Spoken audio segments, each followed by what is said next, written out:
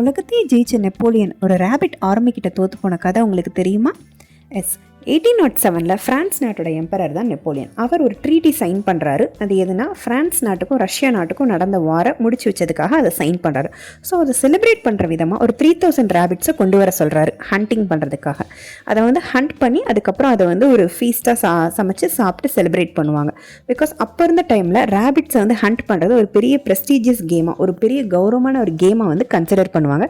And ரேபிட்ஸை அப்போ எல்லாருமே சாப்பிடுவாங்க. பிகாஸ் அது high source of protein consider பண்ணப்பட்டுச்சு.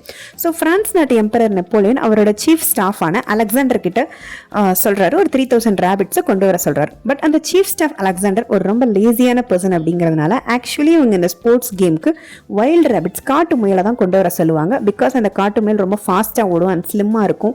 ஸோ அதை பிடிக்கிறது, அந்த ஹண்ட் பண்ணுற கேம் ஒரு இன்ட்ரெஸ்டிங்காக இருக்கும். பட் இவர் ரொம்ப லேசியாக இருந்தனால வீட்டில் வளர்க்குற டொமஸ்டிக் ரேபிட்ஸை ஃபார்மர்ஸ் கிட்டேருந்து வாங்கிட்டு வந்துடுறாரு.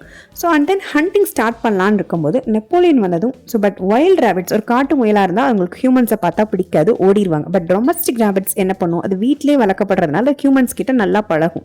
ஸோ எம்பரர் நெப்போலியன் வந்ததும் அவரை பார்க்குறதுக்கே அதுங்களுக்கு கேரட் மாதிரி இருந்துச்சா, இல்லை அவர் ஏதோ ஃபுட் கொண்டு வராருன்னு அந்த ரேபிட்ஸ் நினச்சாங்களான்னு தெரியல. அவரை நோக்கி 3000 ரேபிட்ஸும் ஓடி வர ஸ்டார்ட் பண்ணிடுறாங்க. ஃபர்ஸ்ட் அதை பார்க்குறதுக்கு அங்கேருந்து செக்யூரிட்டி கார்ட்ஸ் நெப்போலியன் எல்லாருக்கும் சிரிப்பாக இருக்குது. பட் கொஞ்ச நேரத்தில் அது பேனிக்காக ஸ்டார்ட் ஆகிடுறாங்க. பிகாஸ் ஒரு 3000 ரேபிட்ஸும் ஒரே டைமில் ஓடி வந்தால் எப்படி இருக்கும் அப்படி.